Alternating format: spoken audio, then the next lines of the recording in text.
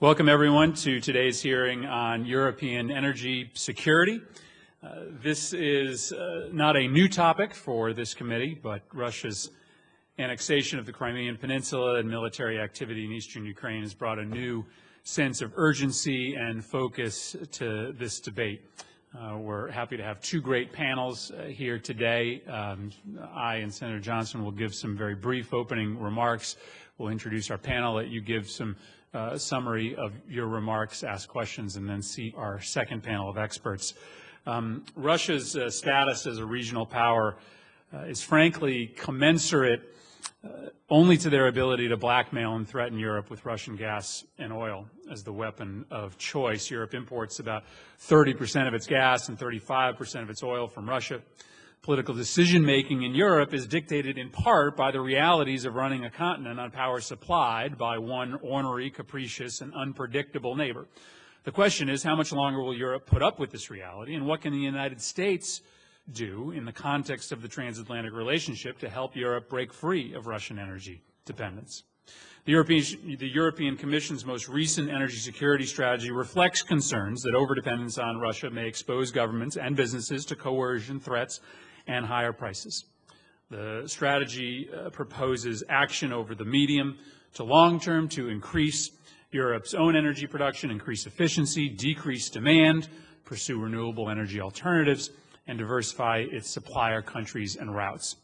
The strategy is admirable, but in today's hearing, we will ask whether there is really political will and the funding to implement it. And we'll ask whether some energy strategies in Europe, like reducing carbon emissions, actually increase rather than decrease dependence on Russian gas.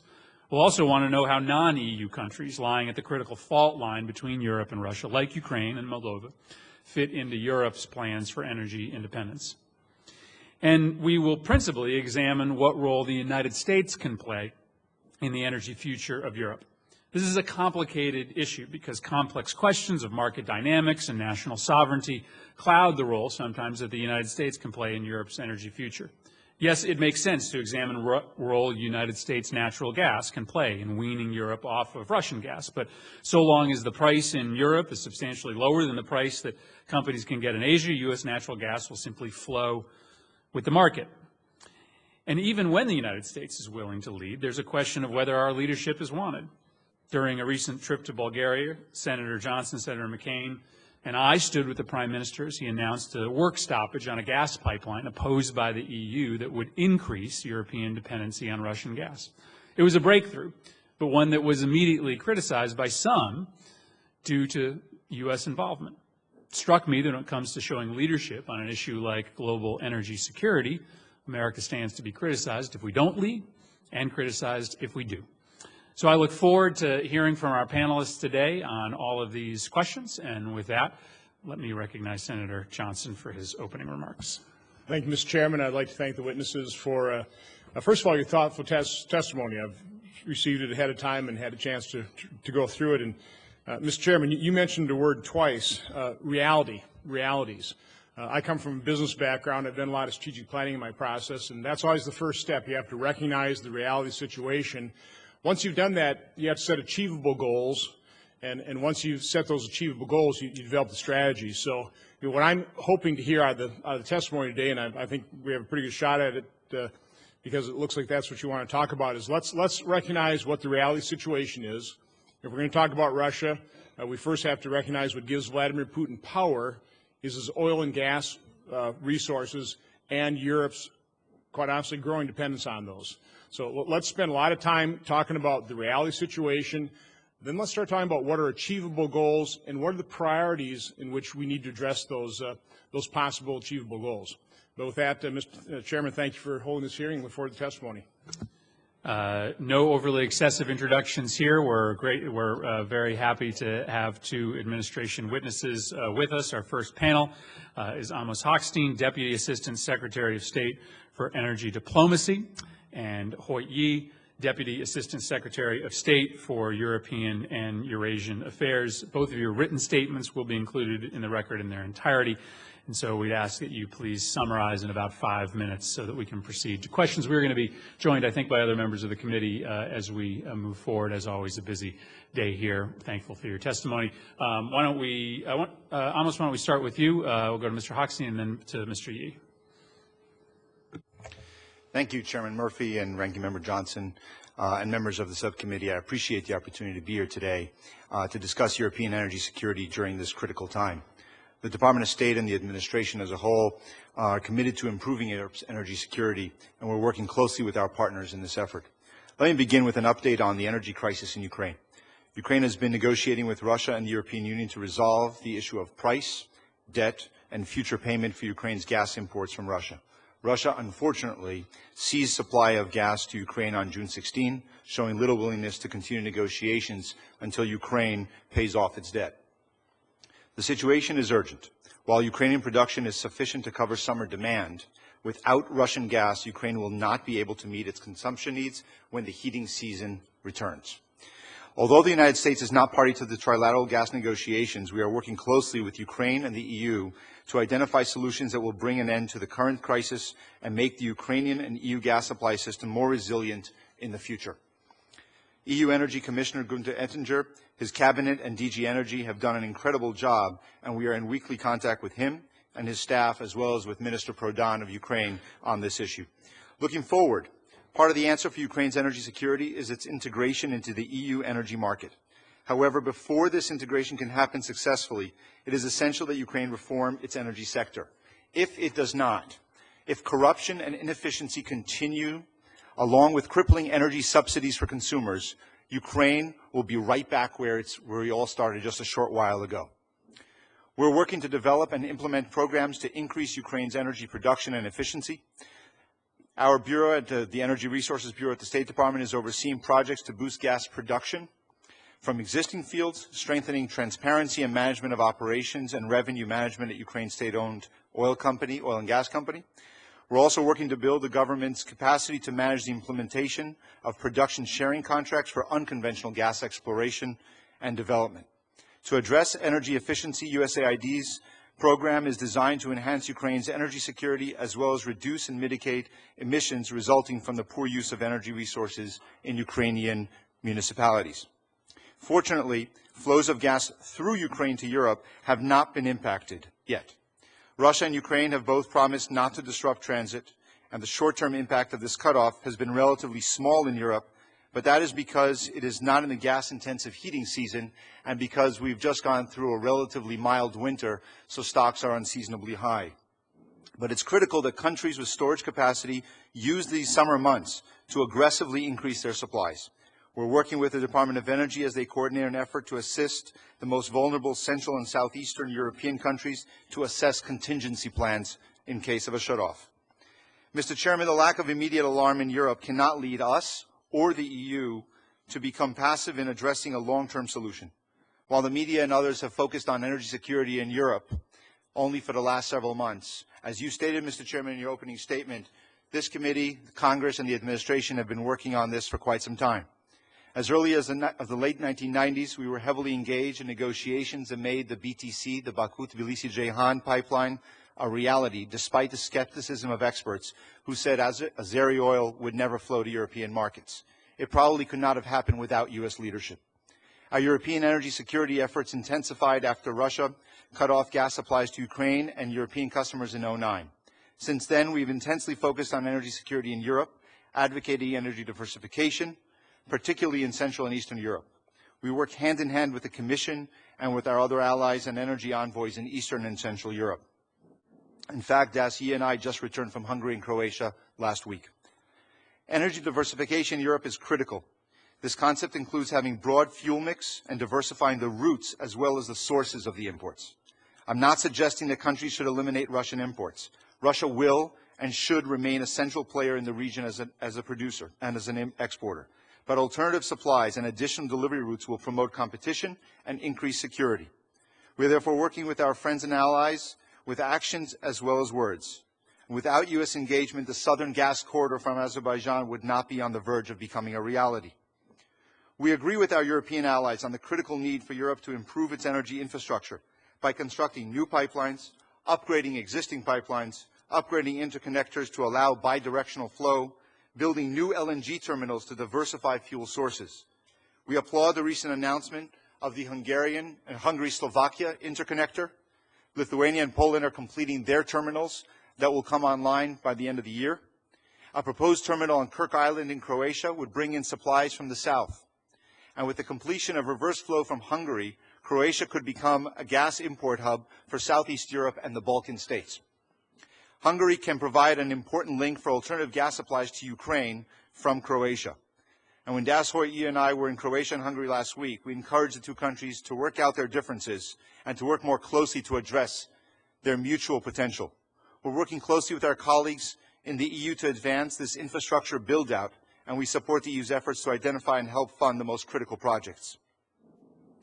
We also commend them for their legal reforms, the passage of the third energy package that made sure that regulatory infrastructure was in place to make sure that destination clauses were not crippling their own energy security were put in place, and now is the time to make sure that they are implemented. As Vice President Biden said in Budapest, the development of secure, diverse, and interconnected energy market in Europe is the next big step for our European colleagues to initiate in a great project of European economic integration. Thank you, Mr. Chairman, Ranking Member Johnson. I welcome your questions. Mr. Yee. Thank you, Chairman Murphy, Ranking Member Johnson, for inviting us to testify before the Subcommittee on European Energy Security and for the personal interest you have taken in this issue. The Ukraine crisis has demonstrated that security has multiple dimensions. Vulnerabilities can come in many forms: the threat of military intervention, the danger of overdependence on energy from an unreliable and at times hostile neighbor, or the cancer of corruption that weakens institutions and undermines security and sovereignty. Russia's provocative actions in Ukraine have reaffirmed the continued importance of NATO's solemn commitment to collective territorial defense enshrined in Article 5 of the NATO Treaty. In response, all NATO members have reaffirmed our collective commitment to preserve security and territorial integrity in the NATO area. The United States has led in this effort. We have deployed 750 troops to Estonia, Latvia, Lithuania, Poland, and Romania. We've stepped up our fighter jet deployment to Poland and the Baltic region, and we've maintained a continued naval presence in the Black Sea. As the President announced in Poland last month, we are seeking congressional approval for $1 billion of European Reassurance Initiative to build on our current efforts. Just as the United States has strengthened its presence in the region, each of the other 27 NATO allies has committed personnel and resources to NATO's reassurance effort. In the run-up to the NATO summit in Wales, we are encouraging all members to sustain this demonstration of alliance solidarity and to reverse the worrying slide in defense budgets. The United States is working hard with Central and Eastern European countries and the European Union to shore up energy security. We've been working to help Ukraine reform its gas sector, increase energy efficiency, develop domestic sources, including shale gas production, and integrate more fully into European energy markets. We're also working with our European allies to increase Ukraine's access to gas through reverse flows from countries like Slovakia. At the same time, the Ukraine crisis has given new impetus for countries across Europe to step up efforts to diversify their energy sources and supplies, boost storage, develop networks of interconnectors, and reverse flow capacity. As we work with our European allies to shore up a secure, reliable, and competitive supply of energy, the United States is devoting greater resources to fight corruption in the region. In the wake of the situation in Ukraine and Russia, it is time that we treat corruption as a threat to national security and sovereignty. Corrupt elites and oligarchic interests are reaching across national boundaries to support each other and manipulate decision-making in strategic sectors. They hollow out border security and military services, leaving countries vulnerable and exposed to outside interference. That is why we are empowering our embassies to work with governments, civil society, and the business community across Central and Eastern Europe and the Balkans to develop tailored action plans best suited to local conditions. Multilaterally, we are addressing corruption in the G8, the G20, and the OECD. We're supporting regional law enforcement and anti-corruption training centers in Prague and Budapest, and we're encouraging all of our European partners to ratify and implement the UN's Convention Against Corruption. Our national interest is vested in a Europe in which countries are confident that their borders are respected and secure, their access to energy is reliable and ready, and their government is transparent and accountable to the people. We remain committed to working with this subcommittee and Congress in a bipartisan manner toward achieving these objectives. Thank you. Thank you to both of you for your testimony. Mr. Hochstein, you talked about the things that Ukraine needs to do in order to reform its energy markets. This is the most energy inefficient country in the entire region. And I'll direct the question to you, but happy to have Mr. Yi respond as well. The reforms they need to undertake are dramatic, and the effect of those reforms done too precipitously is perhaps destabilizing in a country right now that doesn't need much more instability. The vector between what gas prices are today and what they would be without the subsidy is enormous.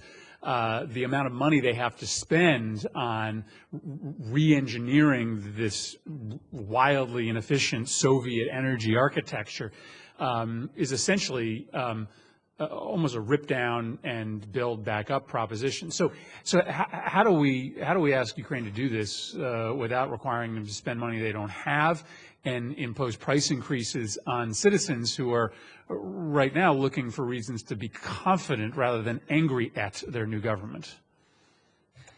Mr. Chairman, those are great questions, and it's a very difficult task to do, but it must be done.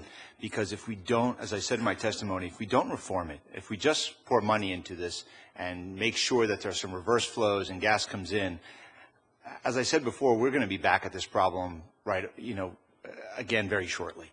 This is an opportunity. It's a moment in time for Ukraine to walk away from its past. And part of its past was a highly corrupt, inefficient system that kept using, instead of using energy as a resource for stability and security, it was the opposite. And so we can take this moment in time and, as you said, not dramatically tear it all down and build it back up at a moment during a crisis, but put in place some fences around the energy sector so it is free of corruption. That you can always do. To start talking about the subsidy reform, not as an overnight bring it to market-based pricing, but to see how we can do this efficiently and effectively to begin that process. How do you look at the entire apparatus of their energy sector so that it reflects good management? And if we can do that and make it open and transparent and effective and efficient, we'll do a number of things. One, we'll be able to actually reduce their costs over time because efficiency rates will go up. Second, they won't get further into the hole by having the subsidies drag them down. Third, they'll encourage new investment of international oil companies and other parts of the energy sector worldwide to actually be interested in investing in the sector. Fourth, they'll be able to see growth in their production levels.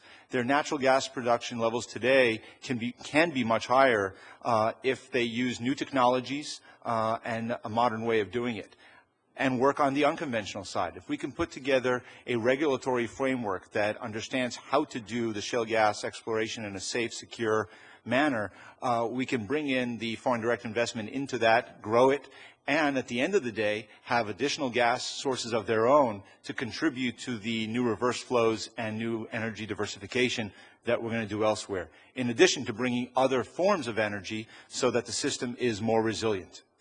So for that, I agree that it's hard to do it all at once. You have to be careful about it, and I think that's what we're trying to do. Mr. Yi, talk to me about how Europe thinks and talks about this issue. You know, we're encouraged by developments like the third energy package, which recognizes the immense problem of allowing Gazprom to both control the source of the energy and the transmission of it.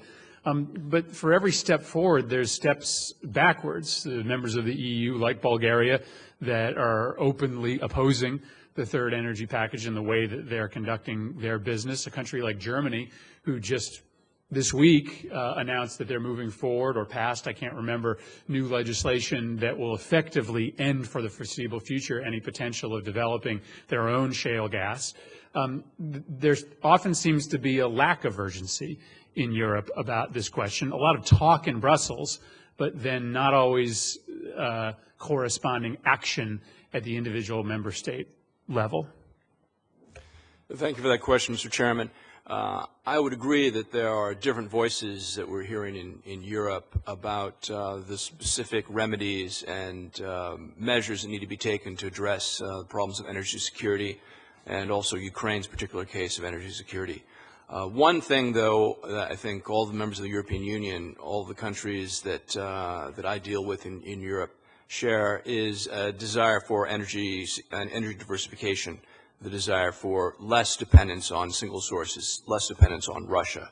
So while they might disagree on the means and some of the measures and the time frames, there is a general consensus on the need to do something to increase energy security through diversification. So one thing that we do here is an interest in developing alternative pipelines, alternative routes. We may not always agree on which are the best ones, but we do have a discussion with Europeans. We do have an open dialogue with the Europeans on the need to develop these alternative routes, in addition to alternative sources. So the countries which are most directly dependent on Russia, most dependent on Russian gas, for example, might be slightly less eager to talk about discontinuing South Stream or routes that we feel may not be commercially as viable or in the long term the best solutions for Europe. But we are having success in discussing with Europeans the need to diversify, the need to devise alternative routes and sources. Well, let me ask you specifically about the Germans then. So Germans have openly been the most skeptical about sanctions on Russia with respect to action in Ukraine. They are in the process of dismantling their nuclear fleet, which is a big part of energy independence and diversification. They're making a new commitment against developing their own internal energy resources under their ground, the potential for rather large shale deposits that they are going to leave in place. It's very hard for the EU to move without an active Germany on these questions. And what is your feeling about specifically the German government's commitment to leading when it comes to some of these questions of EU energy security? Thank you for that question. Our sense is that certainly Germany understands its responsibility as a leading economy and a leader in Europe and the European Union, and the need for them to show leadership on the issue of energy security. I think their role reflects in part, and the difficulty in reaching a consensus reflects the different situations of the European Union members, each of which has its own set of challenges. We are seeing from Germany an interest in discussing with us, discussion with the Commission on ways to find solutions to these problems. Certainly in its approach to Russia, recently Chancellor Merkel, in her meetings with Foreign Minister Lavrov and with the French Foreign Minister, have made clear our expectation that there has to be some progress in Ukraine and Russia's approach to Ukraine's to the situation in Ukraine. We also have discussions with the European Commission, together with Germany and some of the other European members, on how we can factor in all the different challenges, all the difficulties that European Union members face, whether it's whether it's an overdependence on the gas or geographic limitations on what can be done in terms of alternative routes. Senator Johnson. Secretary Yee, in your testimony, you mentioned corruption. When Senator Murphy and I went through Poland, Ukraine, then to Romania and Bulgaria, certainly that was echoed as a reality situation. A legacy of really the Soviet era is just corruption throughout those Eastern European nations. When we visited Poland, I think our sense was of the countries we visited, they've probably made the most progress in terms of limiting corruption, and I think they're probably doing better economically as a result of that. I want to talk a little bit about Romania because I think we were both impressed with the Charlie Butler there, or Butcher. And he arranged a meeting initially with us. Our first meeting in Romania was with the Chief Prosecutor General for Corruption, Laura Kövesi, I believe I'm pronouncing her name right. Incredibly impressive, incredibly courageous young woman who is really battling corruption in Romania. I think we were both concerned that we don't have an ambassador for Romania. The Chargé's term was basically coming up. Is the administration at all addressing that situation? Because I think the only way Romania proceeds in terms of reducing corruption is to have a strong U.S. presence, continue to put pressure on the Romanian government to certainly protect Ms. Kövesi, who is under death threat. But can you just speak at all in terms of the administration's plan in terms of American representation to Romania? Thank you, Mr. Ranking Member. Yes, the administration is working to identify an ambassador for Romania, working as quickly as possible to identify the right candidate. We also agree with you, Senator Johnson, that Dwayne Butcher, our charge d'affaires there, is doing an excellent job. We do agree that there needs to be an ambassador, and we're working to get that in place as soon as possible. Regarding the prosecutor you mentioned, Ms. Kövesi, and the overall effort to fight corruption in Romania, American leadership has been critical. I think our good relations, working relations with the government, even when we disagree with the government of Mr. Ponta, is such that we're able to express our concerns, our objections, when there are steps taken by officials, business people that are clearly in violation of Romanian law, in addition to international rules and principles. So we have that frank dialogue. We're able to do that with a very strong embassy team there. I think we need to continue to do that. It certainly helps when members of Congress also visit these capitals to reinforce the message that we take corruption very seriously, not only as a matter of economics or of moral principle, but as a matter of national security. Until an ambassador is appointed, has the administration considered reappointing or asking Mr. Butcher to stay on? Mr. Butcher will complete his tenure this summer. There is another charge d'affaires who has already arrived at post and is overlapping now with Mr. Butcher, who will take over by the end of the summer. Okay. Again, I'm sure Senator Murphy agrees with me. We do not want to see a void there in Romania. It would be important that we don't do that. Mr. Hochstein, you were talking a little bit about developing shale gas in Europe. Do you have, or does the U.S. have any estimates, or does Europe have any estimates in terms of what their oil and gas potential really is if they were willing to exploit it? Yes, Senator, we work with countries that are interested. And as Chairman Murphy talked about when he used the example of Germany, it's a country by country. Every member state in the EU has a very different perspective on different resources, including shale. We had worked very closely with Poland, with Ukraine, with Romania, and we're working with other countries that are interested in pursuing that. We help identify what the shale resource is using their own resources and the U.S. Geological Survey to be able to conduct a survey to identify what the levels and what the commerciality is of those resources. So can you share with me or the committee what those resources are? I mean, what are the estimates? Can Europe be more independent if it were only to, for example, do fracking, actually exploit their shale gas reserves? So again, there's always a difference between what the estimates are and what it becomes in reality. If you look at Poland as an example, there were a lot of published estimates that were quite high. Several companies, international oil companies, including large American companies, went in. The results were were more disappointing. Some have already left as a result. Some have remained. So we have to see as the drilling begins, and we'll see what's happening. In Ukraine, we are working with them on putting some of those frameworks in place to allow further exploration. They are interested. There are already companies in place. Romania is the same, where you visited. I was there just before the Senate delegation was there with Vice President Biden, talking to them about pursuing their unconventional resources as well as their offshore resources. So, in short, I don't have the figures in front of me. It's something that I can definitely send to your office for you to see what our estimates are. In some places, we don't deliver those publicly, but we are working with any country that's interested in doing it.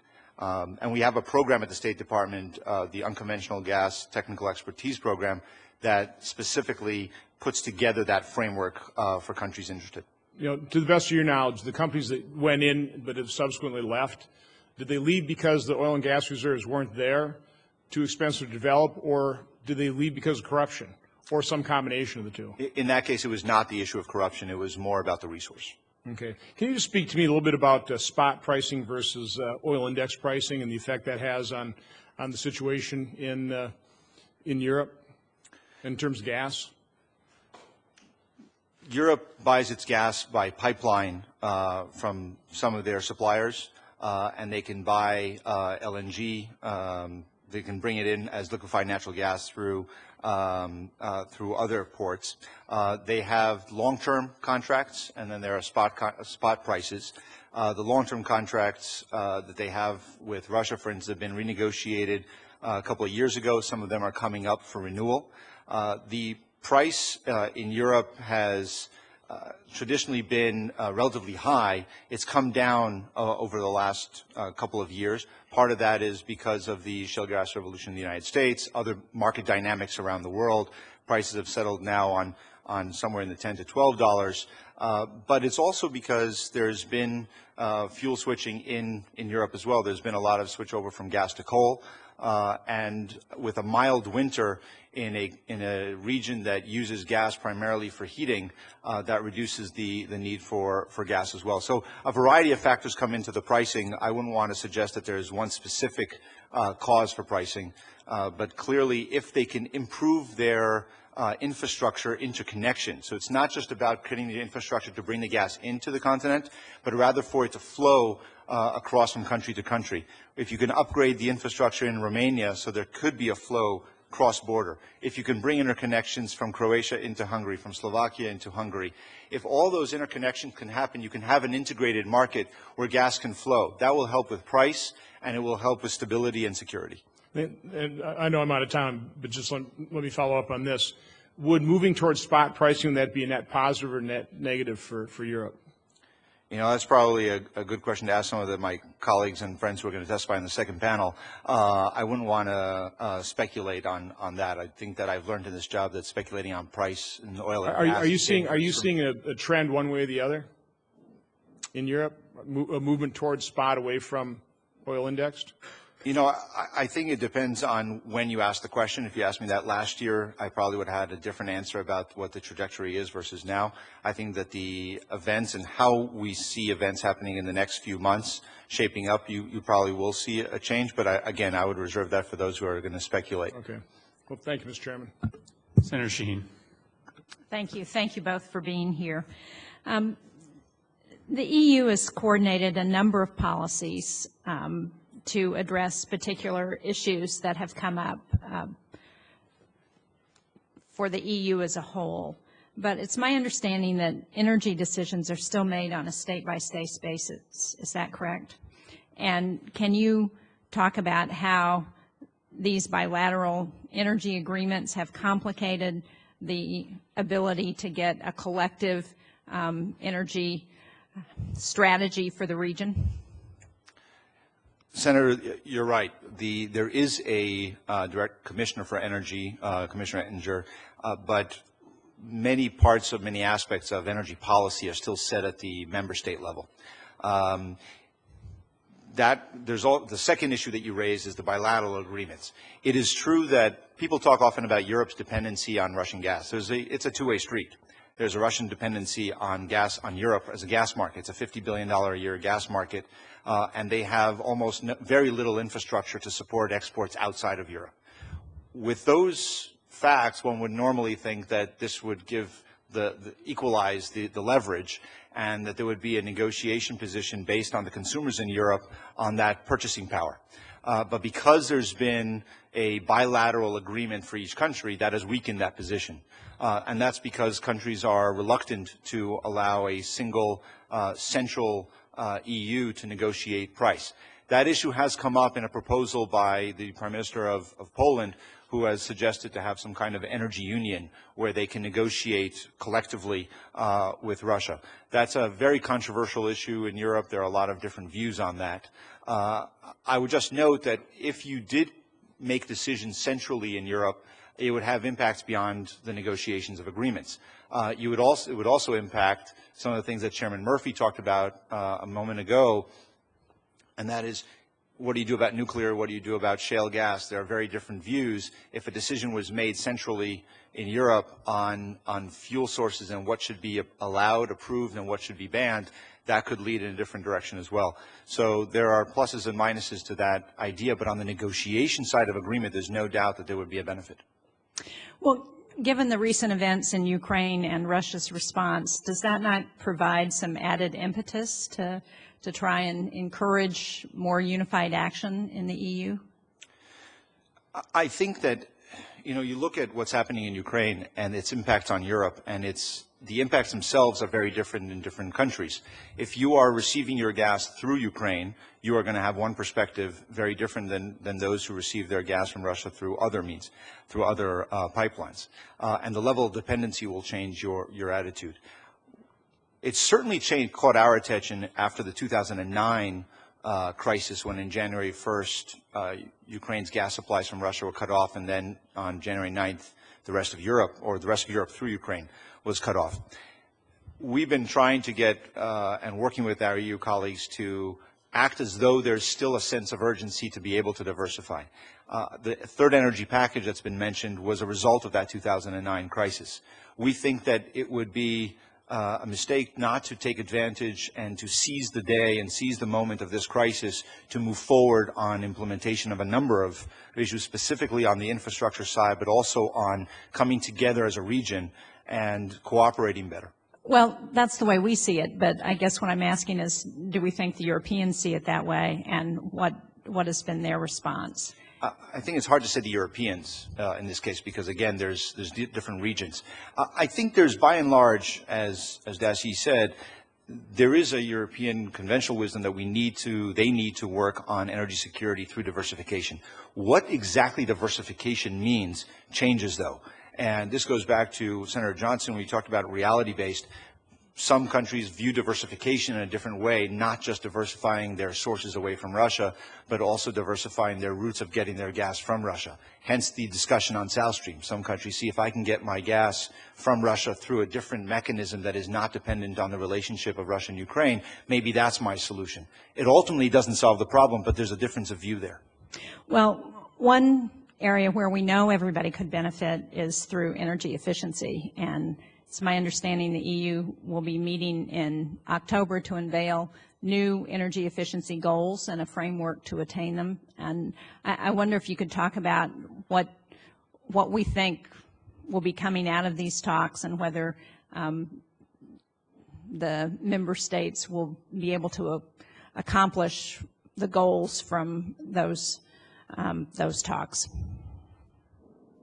Thank you, Senator. Yeah, they are going to be, I wouldn't want to presuppose what they're going to say and announce there. They did have an aggressive efficiency rate target for 2020, 20% by 2020, which the projections are that they're not going to quite hit, but come pretty close.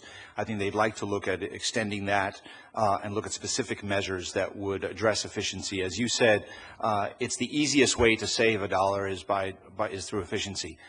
Ukraine has one of the worst records in the world on efficiency, and we're very much focused on that. But the EU needs to focus more internally. They've already done quite a bit, even though they may miss the target. But we're working with them to understand better how they think they can achieve that, and to see if we can be supportive in that. And can you talk a little bit about what the obstacles are because I think we're in agreement that efficiency is the first fuel, right? It's something that is the cheapest, fastest way to deal with our energy needs. And so why is this not something that they would embrace, that all member states would embrace? I think in the idea level, they all do embrace. It's in the implementation of putting the rules and regulations in place that will allow for it to happen in an effective manner, and enforcing the rules and regulations that are there that seems to be more of the challenge. So I think part of this is looking at how can you bring all this into compliance, put in place a regulatory framework and rules that will actually deliver the results that they want. It's spotty, and in some countries they've achieved more than others. And therefore, when you look at the EU-wide decision, it's important to get those rules in place so that everybody can implement it efficiently. And so what can we do to help with that on the efficiency front? So we have a number of programs that we work with individual countries. Again, we don't do it through the EU as a central mechanism, but through individual countries to look where we can. We have committees with the EU through the US-EU Energy Council to look specifically at efficiency standards. There are some great lessons learned here from the United States that we are able to export. They have some of the ideas of their own, and looking at how we can cooperate, bringing our experience to benefit what they're trying to achieve. But there's a lot of work being done, and I'm happy to send some things over to your office to a list of the programs that we're working on. I'd appreciate that, and I'm sure if Congress would pass energy efficiency legislation, that would serve as a good model to share with them. Would you agree? I'll follow what Congress does with great interest. Thank you. I just have one additional question for the panel, again, maybe directed to you, Mr. Hochstein. Senator Markey is not here to give us his sermon on what the export of natural gas will do to prices here in the United States, but let me ask you about what the market barriers are to U.S. natural gas reaching Europe. The administration is quick to remind us that they're approving licenses here as quickly as they can, and others are quick to remind us that there's only 25% of capacity being used currently at European terminals, and there's another 35 plus terminals that are scheduled to be built. So with respect to the market, what's the barrier that would stop potentially licensed U.S. natural gas exports from ending up in Europe? Senator, to be honest, I think that you answered your question very well in your own question. At the end of the day, we've provided granted licenses for over 90 BCM of gas already. These are companies that actually have to now build the infrastructure here in the United States so that they can export it. Price plays a big role in this. And if you look at what the Henry Hub price is today, where European prices are, add what you need to add for transportation, regasification, liquefaction to Henry Hub, to the price, and that will often dictate where this gas will end up for profitability purposes, reasons. I don't believe that it matters, though, where the individual molecule from the United States will end up. Even if the gas goes to Asian markets, the idea is that American gas will come onto the international market, which will adjust itself and free up gas that was destined for the markets where American gas came, and will make those supplies available now to Europe. So even if it's not a contract that is directly signed between an LNG facility in Klaipėda in Lithuania or elsewhere in Europe, it doesn't mean that there's no impact of U.S. shale gas export or gas exports on the European market. We've already seen that effect simply by no longer importing the great volumes that we used to, or the great volume that we were projected to import. And those already, by being freed up from the U.S. market to Europe and to Asia, had an impact on price in Europe, and even led to the ability of countries and companies in Europe to renegotiate contracts in the last 2 years with Gazprom for the first time. So I think it's not really a matter of whether there's a direct contract between two endpoints, but rather how does this affect the market as a whole. And I will say that, as I say to my European friends and colleagues when I travel there and they complain about natural gas exports, that the best way to do that is to have companies in Europe negotiate contracts with American companies or operators or distributors here in the United States. There are already gas that is contracted for India, for Japan, and for others, and that's probably a better way to do it than think about just the governmental control of it. And I do think, and I hope that you will point out, the curious position that Europe continues to be in, which is to ask vociferously and aggressively for U.S. shale gas and then be totally unwilling to develop their own resources. They seem very happy to receive the resource from the United States while very unhappy to develop their own resources. I get it that they have the ability to make sovereign decisions about what domestic resources they will and won't exploit. It's not necessarily a hypocritical position, but it's curious to say the least. Mr. Chairman, I rarely miss the opportunity to raise that irony in my discussions. Senator Johnson, any further questions for this panel? It might be hypocritical. I just want to go to nuclear. My understanding is France generates about 75% of its power needs through nuclear power. Is that largely correct? What is the activity throughout the rest of Europe in terms of developing nuclear as a clean energy alternative? Again, changes from country to country. There are a number of countries that are working on nuclear energy. Hungary is looking to expand its current nuclear. The Czech Republic has been in a very lengthy process to identify, through the tender process, to identify a company to build and expand nuclear power. That's hit some stumbling blocks in the Czech Republic. Bulgaria is working on it as well. So there are countries that are working on expanding and promoting nuclear energy. There are others, as Chairman Murphy mentioned, like Germany, that have decided in the wake of the Fukushima disaster to go the other direction. When we're asked for our opinion in Europe, we clearly say that this is something for each state and each country to make their own decisions. We believe that nuclear energy should be part of the mix, but that's something for a sovereign state to make their own decision. If they so choose to go in the nuclear direction and make that part of their mix, we will be there fully supportive and work with. We believe that we have companies here in the United States that are the best in the world. And we believe that it's probably going to be a good decision for energy security for each country to have as many clean energy options as possible. What does Europe do with its nuclear waste? I don't have that information in front of me, but I'm happy to get that to you, sir. You were mentioning the impact on price, just U.S. importing less oil and gas. Can you give us put some figures to that trend? We today are not yet we're not a net exporter yet of natural gas. We will be, I believe it's by 2016, we'll be a net exporter of natural gas. We today still import some gas. And on the oil side, we are far from being independent, as people like to say. We still import significant amounts of oil. However, we have reduced our imports quite significantly down to the 30% range.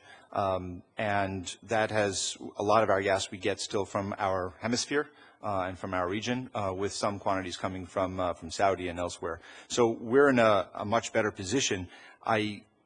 I cringe sometimes when people talk about energy independence in the United States. I think that self-sufficiency is something that we can strive for. Independence would suggest that we are immune to the market. And a disruption anywhere in the world, and with everything that's going on geopolitically in the world today in energy-producing countries, would have a great impact everywhere around the world, including here. If you look at the crisis in Iraq and what happened in the days after when the prices spiked around the world, they spiked here in a commensurate way. So even though our production has increased, we're still susceptible to the market, which still calls for our direct, active leadership and engagement in the world, in the oil markets, and engaging diplomatically with countries that are producing hydrocarbons. Okay. Well, I appreciate that answer, but what I was really looking for was what happened to the price in Europe when we ended up importing less oil and gas. I mean, I actually want some numbers. I'm not an oil and gas expert, so I just want to understand, what the movement was. Causality is always difficult to address directly, but when the extra volumes from the United States came on the market, prices at around the same time came down from in the $14, $15 range in Europe down to the 10 to 12. Recently, even dipped a little bit lower than that in Europe range for natural gas. So that's where you can see the price differential. And current price, so current price is about 10? In Europe, it's in that range again. And in the U.S., it's? In the U.S. today, it's natural gas, $4.30 around today. I've heard arguments on both sides that if we actually would export more, that would lead toward greater exploration. We'd actually build pipelines to capture some of the gas, which is flaring, just wasting. What is your administration's viewpoint in terms of if we actually did increase more exports, what would actually happen to the price of gas? Well, as far as the administration is concerned, the Department of Energy has approved a fairly large amount of natural gas for export. So I think that tells you what we think about that. There's been some studies. It really doesn't. No, I think that we looked at the Department of Energy Commission studies and did its own studies on the economic impacts of exports and determined that it would not have the exports that it's already approved would not have an economic adverse effect on the U.S. price. It could go up some, but it would not have a terribly adverse effect. So you'd basically be disagreeing with what Senator Markey talks about in terms of dramatically increasing price of gas if we were to export more. I think if we believe that there would be a dramatic increase in price, then we may be more cautious in having approved, we've approved so far in the licenses.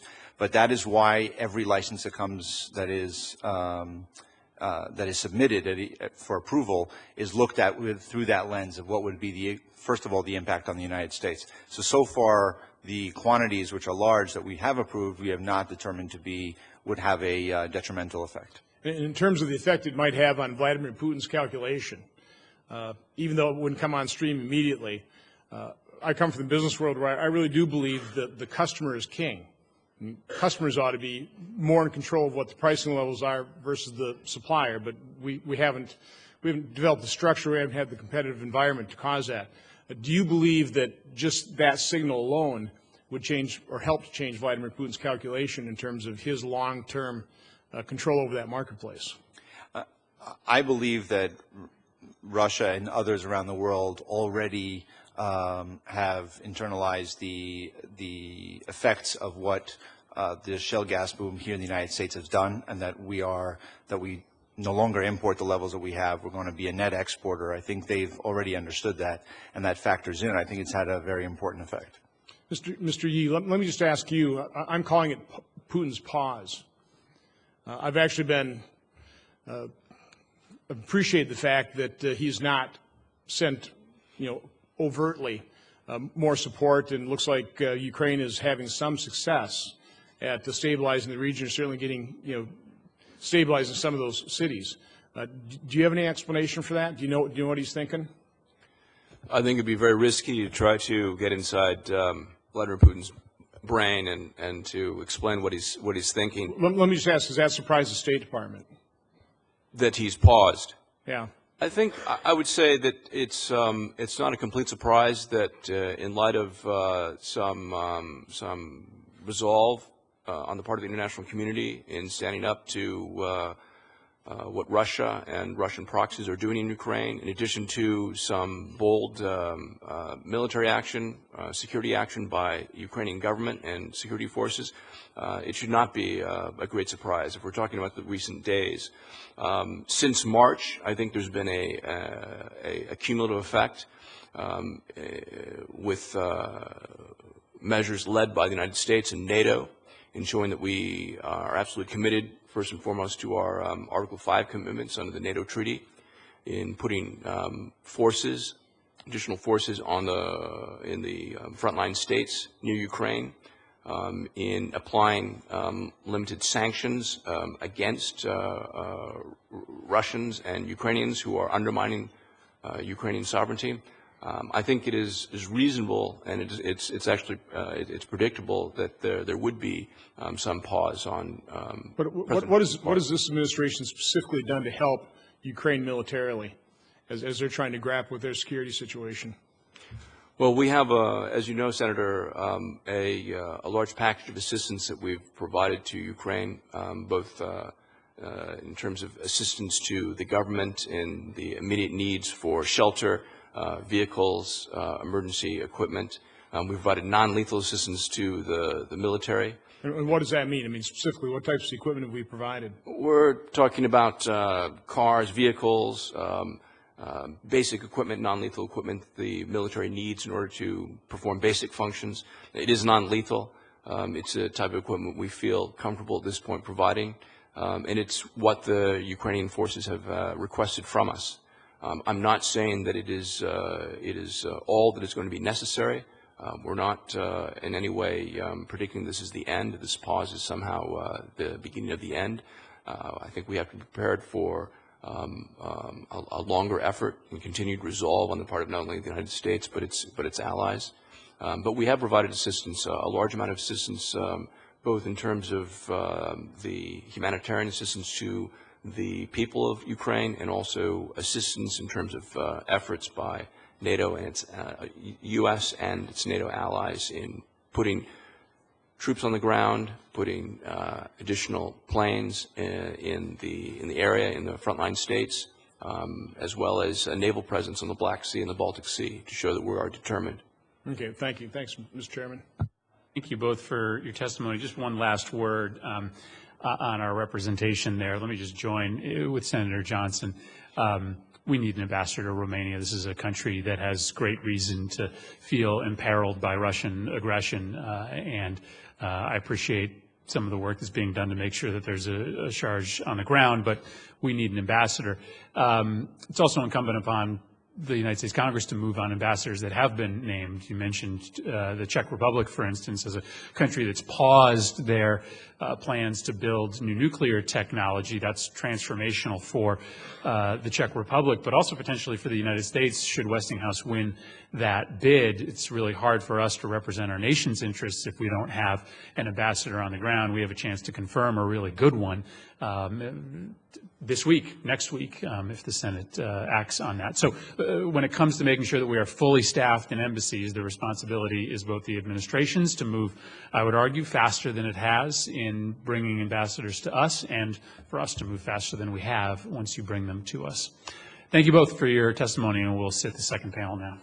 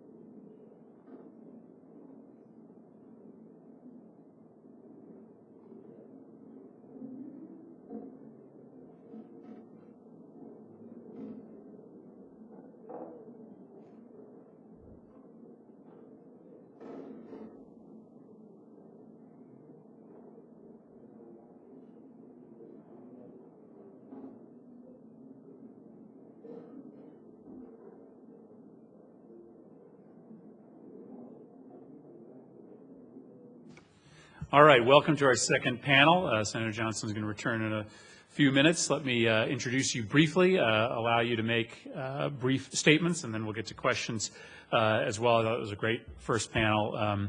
Dozens more questions we could have asked, and we'll try to direct them to you. Ambassador Andres Simoni is the Managing Director of the Center for Transatlantic Relations at the School of Advanced International Studies at Johns Hopkins. He previously was the Hungarian ambassador to the United States and NATO and continues to be an advocate for strong transatlantic relations. Next to him is Mr. Edward Lucas, a senior fellow and contributing editor at the Center for European Policy Analysis. He's also a senior editor at The Economist, responsible for coverage of energy, commodities, and natural resources. He is one of the foremost experts on Russia and Central and Eastern Europe, having covered that region as a journalist for 25 years, also wrote a number of very good books on Vladimir Putin and Russia, as well as other topics. Next to him is Ms. Brenda Schaefer, who is on sabbatical right now from the University of Haifa in Israel, currently a visiting researcher at Georgetown University Center for Eurasian, Russian, and East European Studies. Professor Schaefer is the author of numerous books. She's an expert in the field of energy security policy, Europe, Eastern Mediterranean energy issues.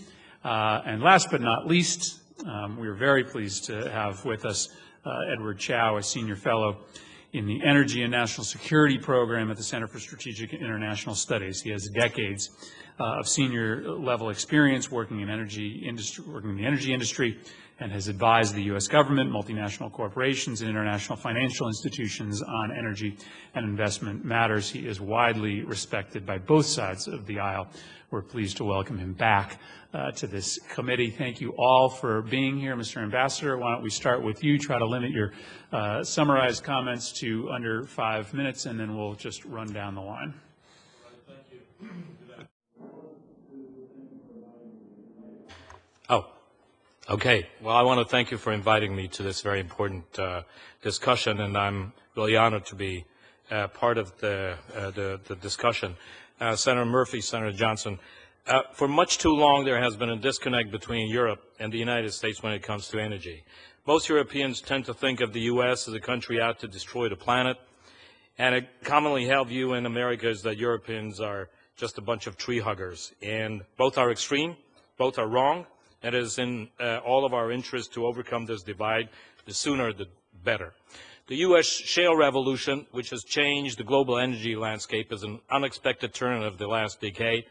It is a reality, and it is not going away. Europe should have embraced it a long time ago. Europe must put energy security first, as the integrity of its democratic way of life hinges on it. Lasting and viable solutions cannot be built on ideology. It has for too long taken its energy supplies for granted and banked on breakthrough in renewables and storage technologies which have not happened. Captains of industry in Europe, like the CEO of Solvay, Mr. Calamadeo, or Exmar, or Gaz de France, were among the first to signal to European leaders the challenges Europe faces with an unrealistic and ideological approach to shale technologies. European positions are changing. Europe is considerably weakened without a common energy policy. A good sign is the voice of pragmatists in the European Parliament and the European Commission are getting considerably stronger. But I have to agree with Senator Murphy. This movement is way, way too slow. And I would agree with the comment made that Germany is key.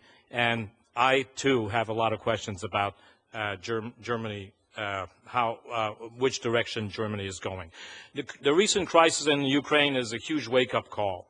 Russia is using Europe's dependence on supplies to influence European politics, coerce countries into taking positions against transatlantic interests. Since 2009, Europe has somewhat reduced its overall dependence on Russia, but for the most vulnerable countries in Central and Eastern Europe, the percentage climbs to 80 to 90%.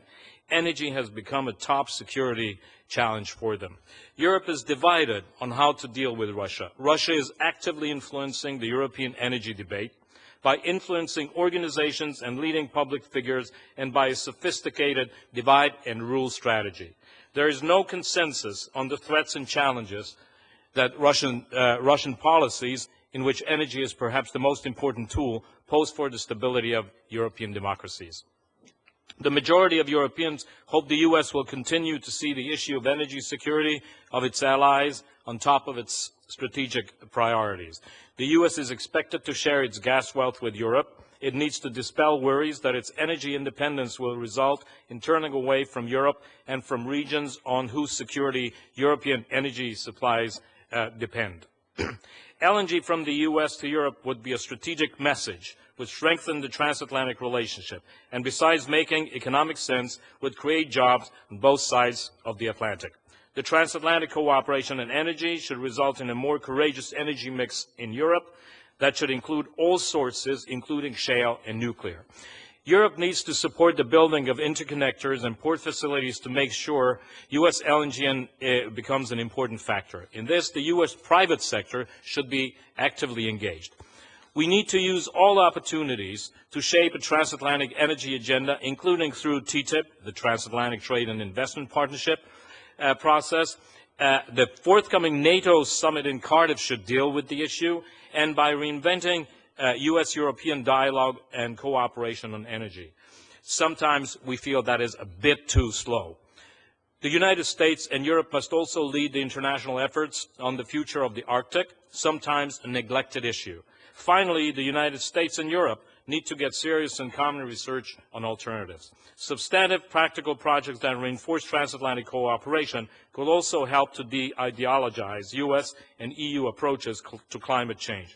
I hope Congress will find a way to allow the government to issue LNG export licenses in a sufficient number for U.S. LNG to make a difference under an Allied Energy Security Act. And while this will not have an immediate impact, it will not solve Europe's problems.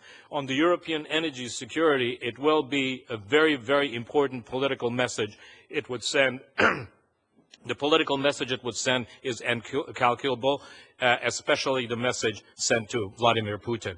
And by the way, I hope, Senator Johnson, in the course of the debate, you will ask me what I think is in the head of Vladimir Putin when he stopped short of invading the whole of the Ukraine, but perhaps we might discuss that at another time. What really is at stake here, in conclusion, I would say, is the cohesion and the resilience of democratic and free societies. This is really an enormous task, and I do feel the United States must lead. Thank you. Thank you. Mr. Lucas. Good afternoon, and thank you for inviting me. It's an honor and a privilege as a European to be invited here to talk. I got some written testimony, which I should just summarize briefly. I'd like to thank Chairman Murphy and Ranking Member Johnson for the opportunity. European security really matters for the United States. Europe is your largest trading partner, and Europe is a force multiplier. It's your most important ally.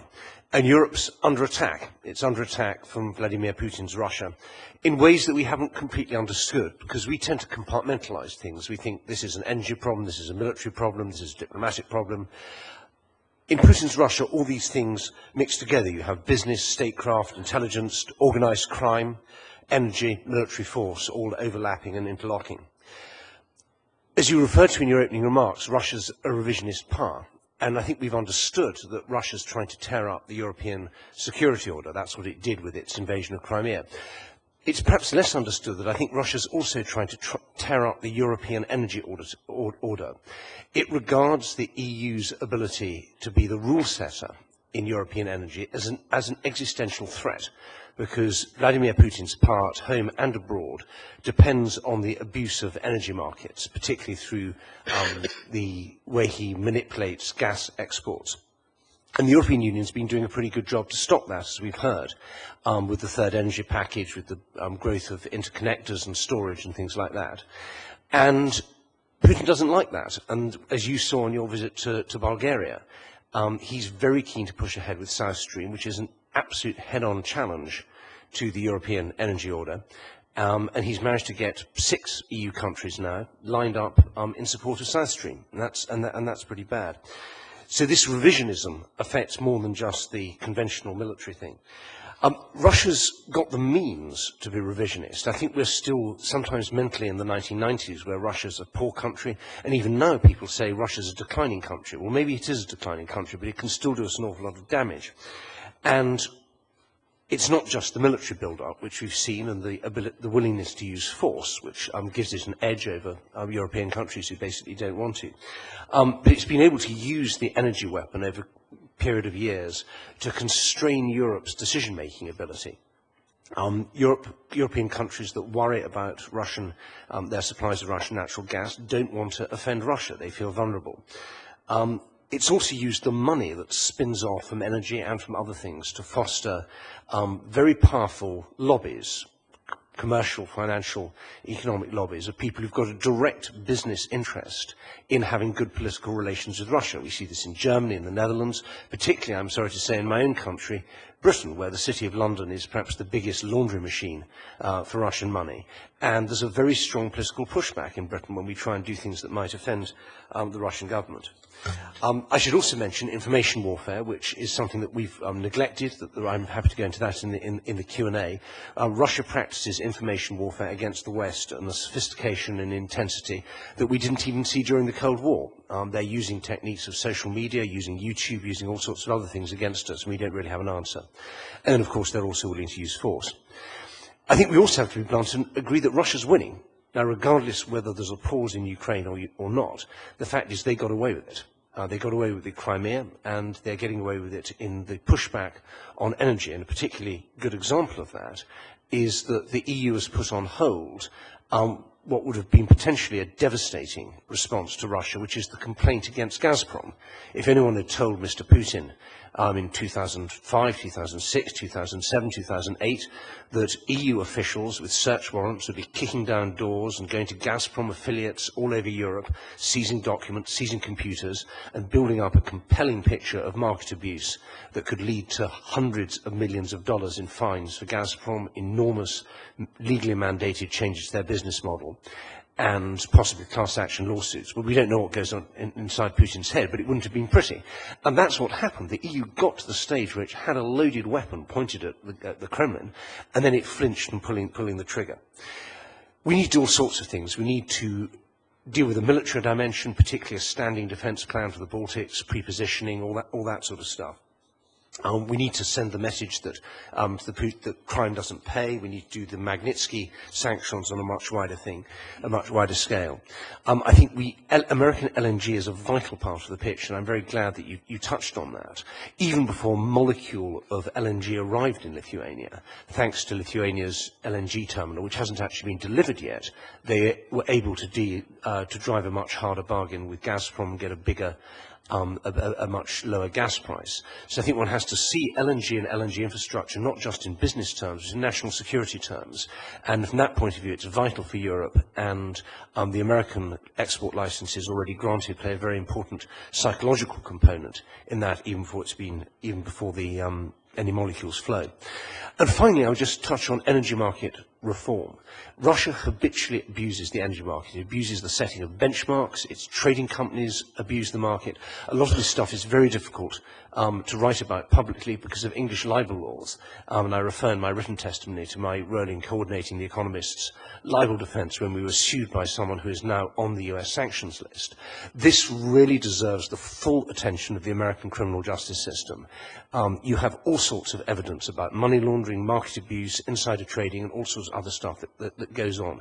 You have the ability to clean this up, and the more open, the more transparent, the more liquid world energy markets are, the better everybody else is, and the safer Europe will be. I'll stop there. Ms. Schaefer. Chairman Murphy, Ranking Member Johnson, thank you for convening this hearing this afternoon on this very important topic. The 21st century is the era of natural gas. In the 19th century, coal was the dominant fuel. Is your microphone on? If it's not, just pull it towards you. Okay. There you go. The 21st century is the era of natural gas. In the 19th century, coal was the dominant fuel. In the 20th century, it was oil. But now enormous new natural gas resources have been discovered in vast new locations. Natural gas has many benefits, such as low environmental impact and low carbon emissions than most any other energy sources. Natural gas is the fuel that is most compatible with the use of renewable energy as a base load in power generation. However, security of supply in natural gas is more challenging than any other fuel source, as natural gas's physical qualities make it complicated and expensive to ship. Consequently, there is a greater need in the coming decades for meticulous policies and government involvement to ensure security of supply of natural gas. A number of measures can improve European natural gas energy security. First, policy should focus on improving the security of supply in Europe's most vulnerable markets. Observers may speak of a single European energy market, but this is an illusion. States on Europe's periphery have a much higher energy prices and bigger security challenges than those in the West and in the center of Europe.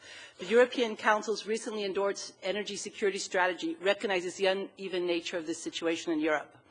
Natural gas sectors must be properly organized to guarantee security of supply, regardless of the origin of the gas supplies or even the political situation. Supply disruptions most frequently result from technical glitches, natural disasters, or extreme weather. And in fact, one of the biggest security challenges to natural gas supplies in recent years in Europe has been winter 2012 due to extreme weather. Next, the United States and Europe should make sure that Kiev gets its natural gas sector in order. Ukraine's unpaid gas bills to Gazprom are a legitimate Russian concern. Ukraine is the major transit point of Russian gas into Europe. In the last decade, Ukrainian political elites across the political spectrum have engaged in reckless siphoning of gas, disregard for payments, and provided massive subsidies that encourage runaway gas consumption. This behavior endangers security of supply to Europe. Additional natural gas supplies can also improve the security of supply in Europe.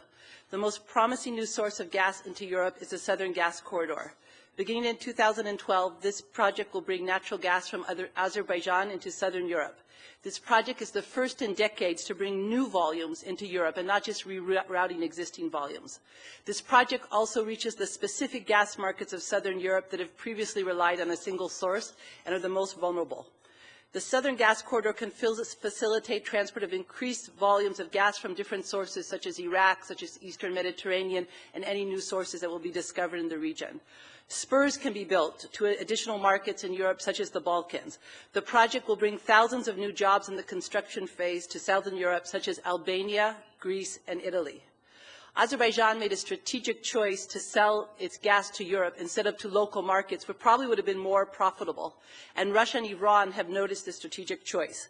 This project needs continued EU and American support to make sure that Russia doesn't undermine it along the route. Russia may attempt to reignite the Nagorno-Karabakh conflict between Azerbaijan and Armenia, or to stabilize Georgia in order to thwart the development of the Southern Gas Corridor. Continued U.S. interest in resolving this conflict is important for removing a potential means for Russia to destabilize the region. Another potential new source of natural gas into Europe is from Israel and Cyprus. Eastern Mediterranean at this point is too modest to serve as a source for mainland Europe unless additional discoveries are found. But this can be very useful for the region itself. And the ability of these resources to serve as peace pipelines, I believe, are overstated. Energy trade reflects existing peaceful relations. It doesn't create them. In fact, dispute over energy resources or commercial conditions can exacerbate existing political conflicts and not resolve them, as we have seen so recently in Europe. Although the gas volumes can eradicate conflicts in the Middle East over water as a source for desalination and essentially to remove any water shortages in the region. It's already increased water supplies to Israel, Jordan, and the Palestinian territories, and at least removing this part of this quite regretful conflict. The new resources can also improve a reliable and affordable electricity in this part of the Middle East, which is very important as a basis for future prosperity and hopefully for peace. In recent months, there has been some speculation that if a deal on Iran's nuclear program was reached with the West, Tehran could also serve as a source of supplier of gas to Europe. This idea is far-fetched. While Iran indeed holds the second largest reserves of natural gas in the world, today Iran is rather surprisingly a net importer of natural gas, also fed by its huge domestic subsidies and inefficiency at home. If Iran tried to launch a gas export project to Europe, Russia would surely block it. Over many issues, despite their semblance as allies, there is strategic competition between Iran and Russia, and especially in the sphere of natural gas export. Throughout Europe, Moscow employs sophisticated policies to continue its role as the dominant energy supplier in Europe and blocks indigenous production efforts in Europe and rival supply projects. For instance, Moscow sponsors and funds bogus environmental movements to oppose shale gas production and to oppose new gas projects. Professional government analysis should identify and disrupt these sophisticated organizations and companies that Moscow utilizes to protect its dominance in Europe and to remove the tax status, non-profit status for these organizations that receive these funding from Moscow. In addition, the EU should investigate Moscow's use of surrogate European and Russian companies that make untransparent alliances with Russian companies and bar this behavior. Another mechanism that Moscow can exploit is manipulation of gas hub trade in Europe, and this should be countered. Last, Washington and Brussels should clarify to NATO and EU members that belong to these organizations that it entails also obligations to protect its energy security. Bulgaria's reluctance to implement policies intended to improve its own security of supply are particularly worrying. Up until this year, Brussels has increasingly pulled out of the business of ensuring energy security and delegated the job to the invisible hand of the market. But the market pace alone will not it will not be enough to encounter a relentless Russia. National and EU institutions must take a more active and strategic role, and the United States should support this. Thank you. Thank you. Mr. Chow. Chairman Murphy, Ranking Member Johnson, I'm honored to return to testify on European energy security and the impact on the ongoing crisis in Ukraine.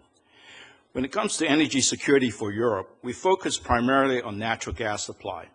It is interesting to ponder why, when Europe is more dependent on oil imports than it is on gas imports. There has been major global oil supply interruptions in the past year, but not in gas. Yet the level of anxiety is much higher with gas than with oil. Why? The root causes are in part related to incomplete market integration in Europe when it comes to gas and electricity. Its gas markets has been dominated until recently by long-term contracts at fixed volumes with prices indexed to oil. Suppliers have restricted competition in the free flow of gas with destination clauses and control over pipelines. These business practices were supported not only by major foreign suppliers such as Gazprom, but also by incumbent European gas companies that control distribution networks in their home countries and pass on the higher costs of gas to consumers. Consequently, European markets and gas and electricity distribution infrastructure are not well connected for a supposed common market. So what can the United States do to help our European allies and trading partners? The first point to be made is that we have already done a lot indirectly through the shale gas boom. Since the United States no longer imports liquefied natural gas in increasing volumes as expected, these supplies became available for Western Europe. Despite the initial denial of the lasting nature of the shale gas phenomenon, Gazprom was forced to meet the market by adjusting downward all its major supply contracts under more flexible pricing terms. As a result, European imports of Russian gas increased by 13% last year, half of which transits through Ukraine. Western European LNG import facilities are currently operating at very low utilization rates. Even if U.S. LNG exports were available today, they would not be imported by Europe, but by East Asia, where spot gas prices are about double European prices. When the United States begins to export major volumes of LNG in a few years, its benefits to Europe lies not in the quantities it might receive, but in future price formulation in global gas markets. International gas prices may no longer rise and fall with oil prices, with prices in different regions converging as a result of U.S. exports. The competitive advantage the shale gas revolution provided the U.S. economy, with lower gas and electricity prices coupled with reduced greenhouse gas emissions, has also caused Europeans to re-examine their energy policies, with renewed efforts for further market liberalization, enforcement of competition rules, and rethink on the use of domestic energy resources. In the meantime, the crisis in Ukraine caused by Russian action presents a clear and present danger for European energy security. The risks are borne disproportionately by Central and Eastern European countries, since they rely on Russia for almost all of their gas imports, much of which transits through Ukraine. Ukraine's weak and corrupt energy sector creates severe vulnerabilities for itself and its neighbors. The previous Ukrainian government left the current government with mounting gas debt to Russia. This debt and the failure to agree to new gas prices led to the cutoff of Russian supply to Ukraine on June 16. Ukraine depends on Russia normally for 60% of its gas demand and is the major transit corridor for Russian gas exports to Europe. In neither case are there ready substitutes. If the already delayed injection of gas into strategically located Western Ukrainian storage facilities does not begin soon, Ukraine will run out of gas before the start of winter. If nothing changes, the Ukrainian government would be left this winter with a choice of either letting its own population freeze or taking gas from Russia destined for European markets for its own use. If Russia's intent is to further destabilize Ukraine and to prove to Europe that Ukraine is an unreliable transit partner, then it is in Russia's interest to prolong negotiations. To date, European mediation has not led to any real results. The European gas market is surprisingly complacent about the situation. Spot gas prices have dropped significantly. Although gas storage capacity has risen, actual storage is not as high as it could be. The risk of miscalculation is high. Meanwhile, Russia is pushing its South Stream gas pipeline, which would bypass Ukraine altogether as an alternative supply route to Europe. As someone more comfortable with commercial negotiations, I instinctively question economic negotiations brokered by political leaders. I will know the EU-mediated Russian-Ukrainian gas negotiations has become serious when negotiators stop talking to the press. Long-term sustainable economic transactions cannot be based mainly on political conditions, which tend to change, as we discovered with the Russian-Ukrainian gas deals of January 2006, January 2009, April 2010, and last November. Raising matters to the highest political level, as Europe has done, only invites Russia to make political demands, such as accommodation of its occupation of Crimea, restrictions on Kiev's actions in southeastern Ukraine, and stopping further Western economic sanctions resulting from Russian aggression against Ukraine. The only real solution to the crisis in Ukraine is to strengthen Ukraine. President Poroshenko, Prime Minister Yatsenyuk, Energy Minister Prodan all observed firsthand and up close the blunders made by previous Ukrainian governments on energy policy. Business as usual is no longer an option. Concrete policy action is required, and we have seen precious little so far. What needs to be done for the energy sector reform in Ukraine is well known, especially in natural gas. What have been missing are the political will and the professional and financial capacity to execute reforms in an orderly and systematic way. Reform depends foremost on Ukrainian leaders. True reformers deserve and require concerted Western assistance if they are to be successful. As long as Ukraine is weak, it is an open invitation from Russian opportunism and aggression, and a constant source of instability in the heart of Europe. Neither Ukraine nor the West will have another chance better than the opportunity created by the current crisis for energy reform. The situation cries out for American leadership, working closely with Europe and the donor community by injecting needed resources with strict conditionality on the provision of assistance. Our policy must be informed by sound analysis, not wishful thinking, followed by hard work. Thank you. Thank you very much. Thank you to all of you for your testimony. Mr. Chow, I wanted just to ask you a question about the effect of a prolonged crisis in Ukraine. So you posit that it would accrue to Russia's benefit because it would undermine faith in Ukraine on behalf of the EU. I think there's sort of three, in my mind, three possible outcomes, and I'm sure you can add to them. One is the one that you suggest, that it will undermine European faith in Ukraine and compromise enthusiasm for marrying together Ukraine and the EU, or ultimately with NATO. Second, it could increase enthusiasm for alternate routes of gas to Europe, South Stream as the primary example. But it could also be a tremendous wake-up call, the straw that breaks the camel's back, in terms of prompting Europe to do the things truly necessary to become much more energy independent of Russia. Why is my third alternative not just as plausible as the first two? Thank you, Senator, for that important question. I hope you're right. But I think if you were sitting in Russia's shoes, Europe got a wake-up call in January 2006 when gas was cut off to Ukraine. It got another wake-up call in January 2009 when, instead of a 3-day gas cutoff, Europe suffered a 3-week gas cutoff.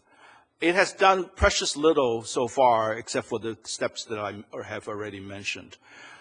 Its response to the invasion of Crimea, as well as Russia's adventurism, may I say, in southeastern Ukraine has been relatively weak and disunited. So I think from I guess it's a parlor game now to try to get into Vladimir Putin's head. But from his standpoint, the way he sees it, and he may be miscalculating, the time is on his side, not on Europe or Ukraine's side. Let me ask that question of the other three panelists. So a simple question that isn't simple. Does a prolonged crisis harm Ukraine more or Russia more with respect to future dynamics over EU membership or future continued reliance on European energy? Mr. Lucas, you had your hand up, so I'll go to you, and then Ms. Schaefer, and then Mr. I think Zimmerman. Europe frequently gets wake-up calls, and it then goes back to sleep again. And I think that the question here is the time frame. That I would slightly disagree with Mr. Chow, that I think that over the previous crises have stimulated quite a lot of activity in Europe. We do now have a pretty much complete north-south gas grid. We have quite a lot better storage. We've had the third energy package, which has reduced Russia's monopoly power. And this means that we are, I mean, if they cut the gas off right now, we would have we've probably got 3 months before it would start to bite. And that's quite nice. But in terms of the sort of stuff you were talking about, to make a real difference, we're talking years. You know, if we start right now, in 5 years' time, we could have a really resilient energy, if not independent, but a Europe that had lots of LNG capacity, lots of storage, new interconnectors to Norway, all this sort of stuff. But the gap between 3 years and 3 months and 5 years is the vulnerability. And what Russia knows is that they can threaten stuff which scares politicians. Just like here, we have a fragile recovery, and the politicians are desperate not to have stuff that's going to harm growth and jobs and so on. And an energy interruption, worries about energy and what that does to business confidence, that's a powerful weapon for the Russians. They just have to threaten this stuff. And we already start thinking of ways of trying to make this conflict go away rather than trying to win it. Sure.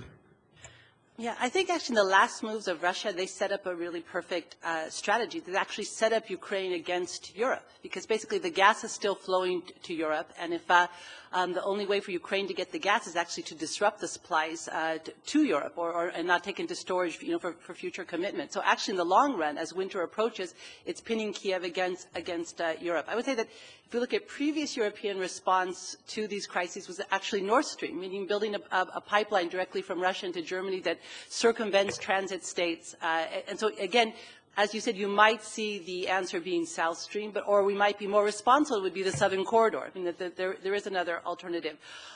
While the third energy package is great in terms of principles, and in a very, perfect world where lawyers run all the gas trade, it's very nice. But I think that in the reality of Russian behavior, as we've pointed out, whether it's manipulation at gas hubs of price. I mean, Gazprom is the biggest trader in Europe's gas hubs. So of course they can flood the market, deny the market, and really affect these prices. I think what we need in Europe is a paradigm change. They base the third energy package on the American model, which you have this, the market has done a great job here in increasing U.S. energy security. But the U.S. has thousands of gas buyers, hundreds of gas producers. Where the largest gas producer in the United States only has 3% of the market. Europe has 3 gas producers, which all three are external to Europe, and each has about a third of the market. It's a completely different game. What Europe needs is a paradigm shift, that gas is not a commodity. Gas is a utility. When we grew up, we called gas a utility, not something that you just trade. And when you think of it as a utility, it's a public good, which needs much more public involvement. Yes, may I add that I do think that what really is at stake is a competition of two systems, our liberal societies and Putin's idea that he is going to use the time before we get our act together to export his illiberal ways of running a society. And I must say that the signs that you encountered in Bulgaria is exactly this, that he is targeting the weakest link within Europe and within the alliance, the NATO alliance. I must add, one of the really big problems is not directly related to energy, but that the perception of the Russian threat is very, very different in Western Europe, in Northern Europe, Southern Europe, and let me say Eastern Europe. And in Eastern Europe, I think I'm worried, I'm really worried, that Russia, with the multiple tools in his toolbox, Putin using energy, all kind of other tools to influence the Eastern European and Central European countries that he feels was once part of his sphere of influence, and it's just not fair that they're now on the other side. I'll save my other questions for the second round. Senator Johnson. Mr. Ambassador, you asked for a softball, so I'll throw it to you. So what is Putin thinking? I think what Putin is thinking right now is that, first of all, he says, my goal was to destabilize the Ukraine enough so that it is definite that the Ukraine will not be part of the Western institutions, the European Union or NATO. This was his first goal. I think he's achieved that, and he is going to resort to all kind of means to stoke trouble when the moment comes and it looks like that things are kind of too smooth. I think for now, he's totally satisfied with running or owning, quote unquote, the Crimea. And I have no doubt that, of course, at any moment he can turn the switch on and we will be back to a lot of trouble. The fact that we don't see him visibly present in the Eastern Ukrainian conflict at this moment does not mean that he is not fully in control of the insurgencies. Mr. Lucas? Yeah, I think Mr. Putin thinks that we're weak and he's winning. I agree. I was always in support of strong sanctions, hopefully targeted ones that were really painful to Putin, not to us. When we were talking about all these sanctions, they were a double-edged sword. I really wanted to stop talking about them because I thought it was just a delaying action. They weren't going to be implemented, and they had no effect. When we were in Poland, I don't want to identify the individual telling us this, but I think we've had this since confirmed. Apparently 100 to 110 Russians control 35% of the wealth. Certainly, being from the outside in, hearing how effective the sanctions were against North Koreans, just top leaders, denying them their access to their banking accounts and traveling to Macau and that type of thing, was the most effective sanction. Why don't we target in a far more robust fashion those 100 to 110 individuals in Russia that really do rely on the West for their banking, for their wealth, dispersion, that type of thing? Mr. Lucas, I'll go to you. Well, I couldn't agree with you more, Senator, and I think that we're looking for kind of magic sanctions that don't hurt us and do hurt Putin. And unfortunately, there aren't such things, and every country's got something to lose. Because Russia's done a very good job of building up vulnerabilities and dependencies. But I do think these visa sanctions and asset freezes are a really powerful weapon. We haven't begun to exploit them. We have laws against money laundering in this country, and in my country, in your country.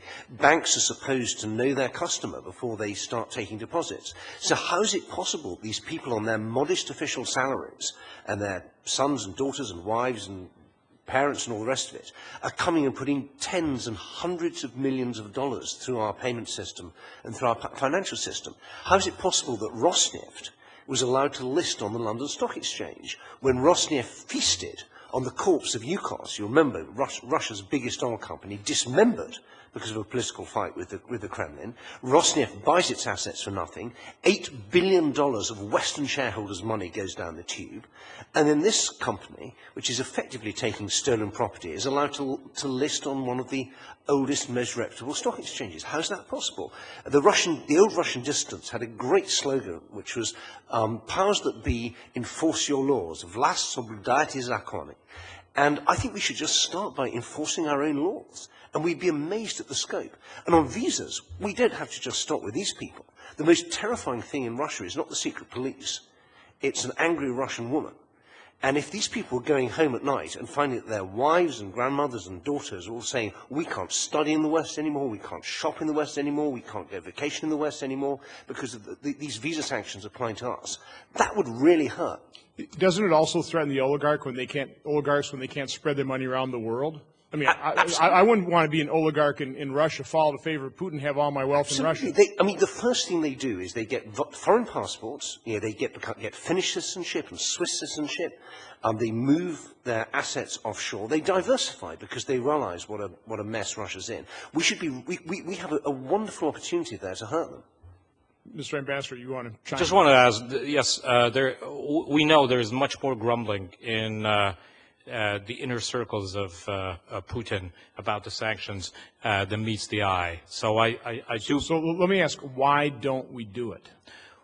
That I don't know, and I think Putin thinks that he can count on the divide between U.S. and Europe. We're showing more weakness playing right into his hands. I think so. Mr. Lucas, what is the EU thinking by not dropping those charges on Gazprom, not revealing to the public what they found in their investigations? What is the EU thinking? Because what would be a more perfect, totally directed sanction to a certain extent when Putin is invading Crimea and threatening eastern Ukraine? What could be more effective than that? What are they thinking? I think in a way it was too perfect, that it was seen as an enormous escalation of a response when both the conventional wisdom, which I believe is wrong in both this country and in Europe, was we need to find an exit ramp for Putin. We don't want to escalate this. We're not going to send massive naval task forces to the Black Sea. We are trying to apply very judicious, moderate sanctions, raise the cost of Putin, and give him a chance to back down. And launching this equivalent of a kind of cruise missile straight at the Kremlin wasn't seen as part of that. I think that was wrong. I think that postponing it makes him think the Russians have always hoped that there would be a political solution to this, and they've said again and again to the European Union, don't go down this quasi-prosecutorial, quasi-judicial role.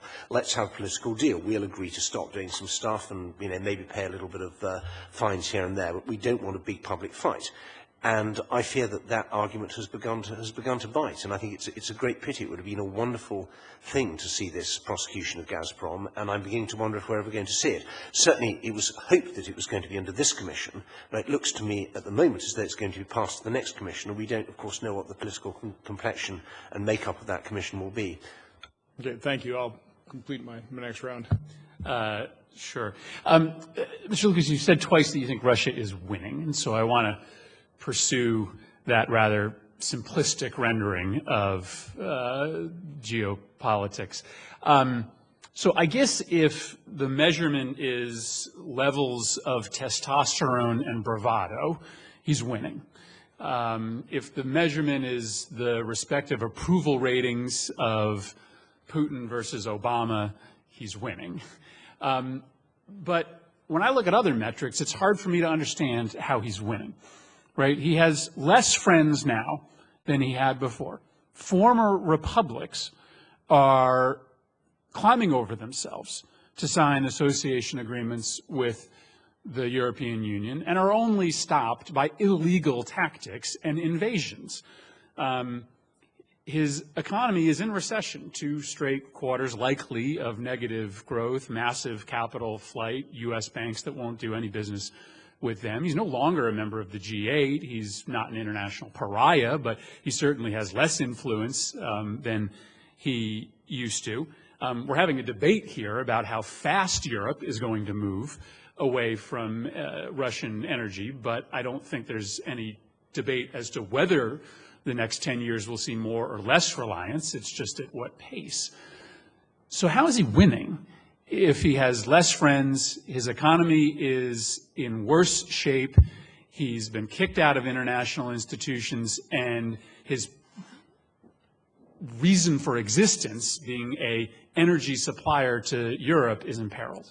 Well, I think that's a bit like saying to Tony, and first of all, I completely agree with you, but it's a bit like saying to Tony Soprano, doesn't it bother you that you don't have any friends? And he says, I have lots of money, and the people who need to be scared of me are scared of me.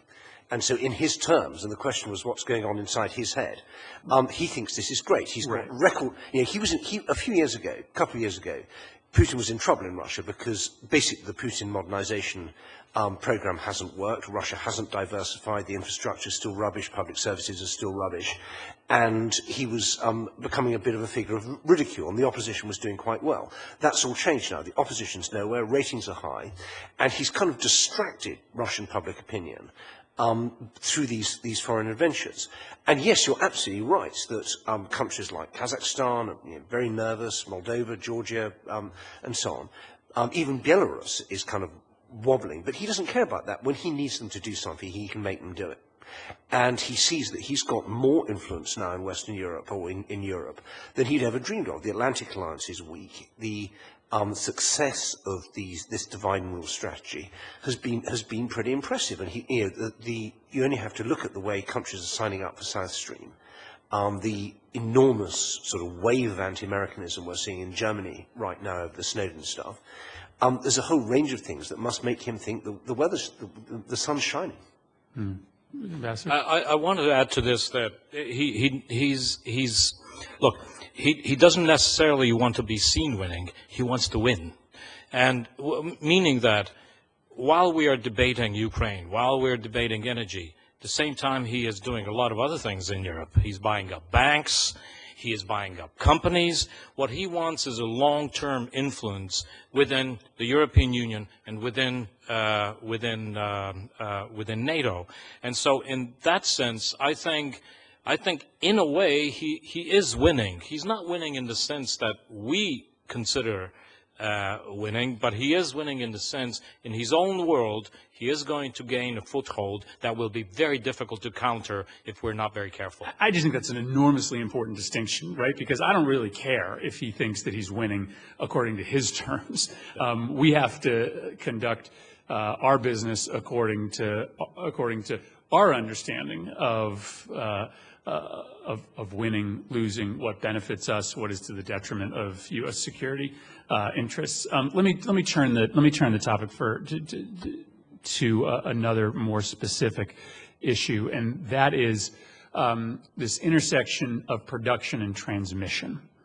When we were in Romania, there was some very positive discussion about the ability to move Romanian resources into Moldova, save for the fact that the Russians owned a controlling stake in the transmission lines inside Moldova. And so all of the work that was going to go into moving the product to the border of Moldova was potentially for naught, because once you got it into the country, it was still up to Russia. The third energy package speaks to this in trying to separate the two, but how important is this control of transmission to Russian energy hegemony, and what are the prospects to dislodge their control of transmission? Is there anything that the United States can do about that? I'm asking that to the panel. So, Ms. Schaefer, you seem most eager to answer. Okay, great. This is a crucial, Senator Murphy, thank you for this question, because it's crucial that in a sense the third energy package has created opportunity for Russia to actually get its hands on transmission systems, because the producers or other shippers or distributors can't own it. So these things have gone for sale. And also with financial crisis in a number of countries in the region, there's been privatization of transmission systems. So this has given them incredible leverage within Europe. So for instance, as the Southern Corridor made a decision to go through Southern Europe and go through on the route of Greece, Albania, and Italy, suddenly we see a sort of a small Russian unknown company pop up and suddenly try to buy the transmission system in Greece. Meaning they're quite aware that this is a way that if you can't actually, if you can't beat them with a South Stream, at least try to buy a chunk from within. So something has to be done, because the third energy package actually will enable this kind of behavior and not the opposite.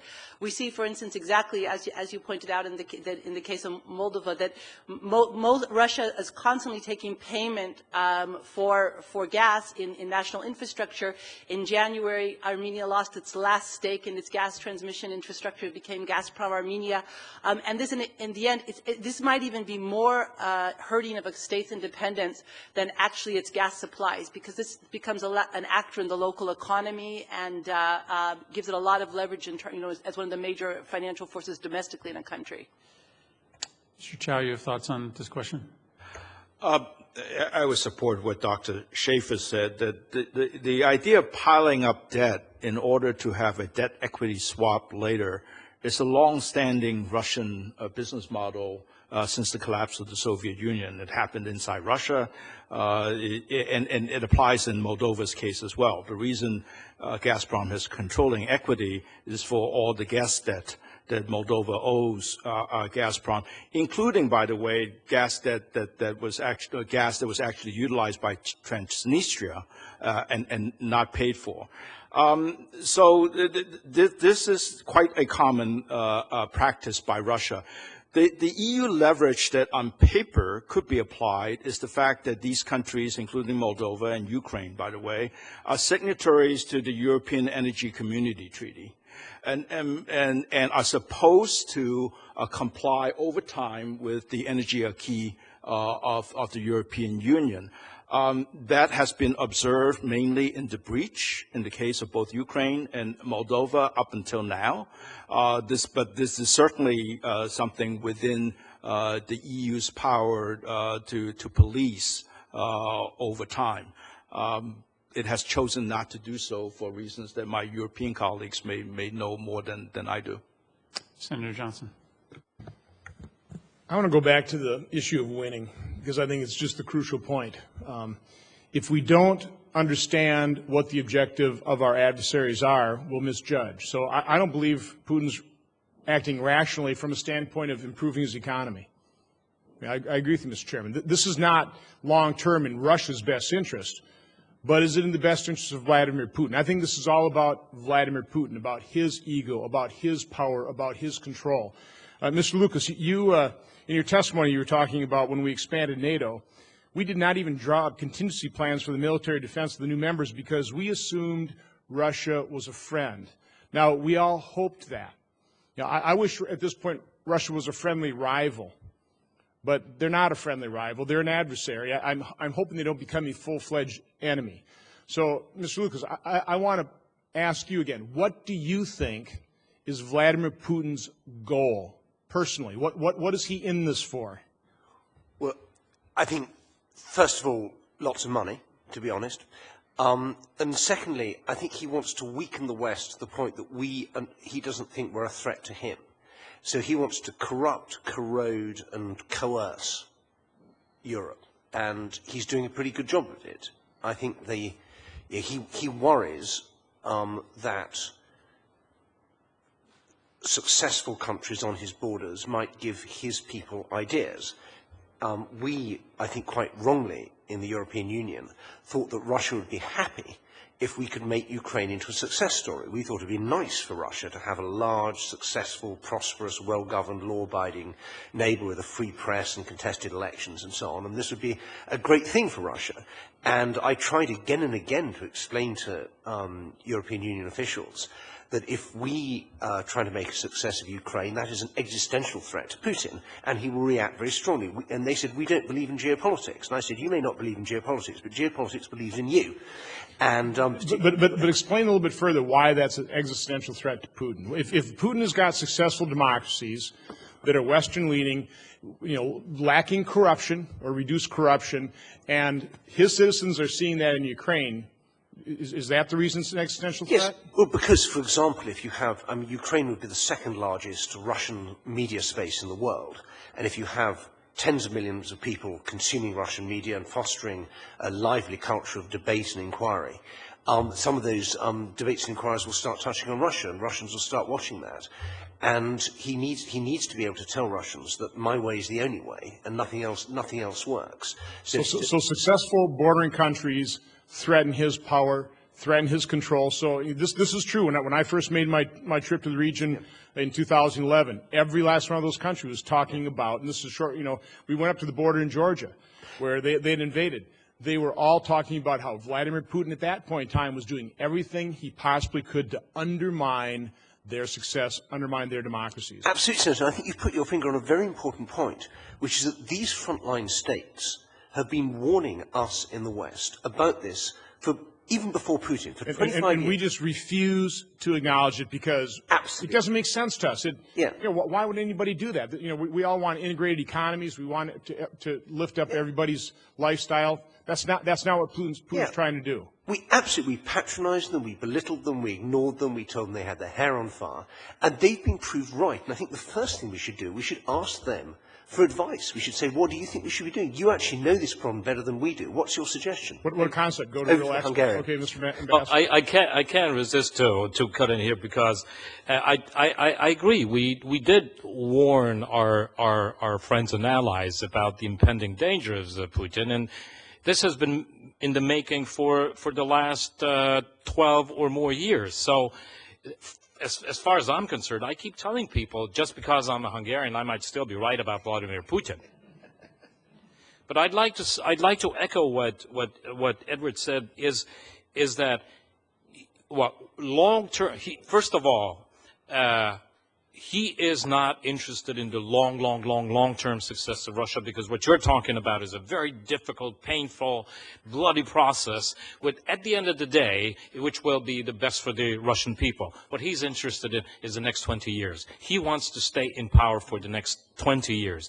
And we are the biggest threat for his continuous remaining in power, because transparency, because accountability, because the rule of law means that he will end up where almost all authoritarian leaders or dictators end up. And that is something he wants to prevent. So understanding his goal, and I totally agree with that. This is all about one man's power for the rest of his life. Yeah.